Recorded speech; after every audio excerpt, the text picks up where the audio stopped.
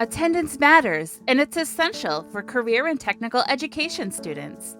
These programs provide hands-on training and opportunities to use real tools, work in labs and workshops, and build projects, training that's difficult to replicate at home. When students are absent, they miss more than just class. They miss important connections to their peers, teachers, and the broader CTE community.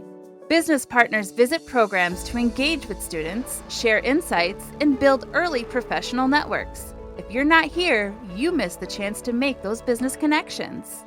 They also miss critical instruction time.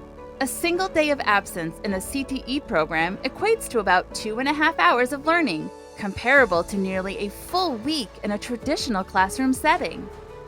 For some programs, attendance is even more critical. Programs like cosmetology require 1,000 hours of instruction, and nursing students must complete over 100 hours of clinical hours in care facilities. Falling short on these requirements can jeopardize obtaining your license.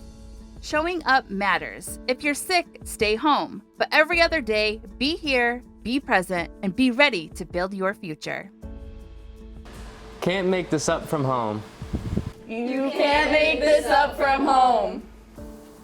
Can't make this up from home. You can't make this up from home.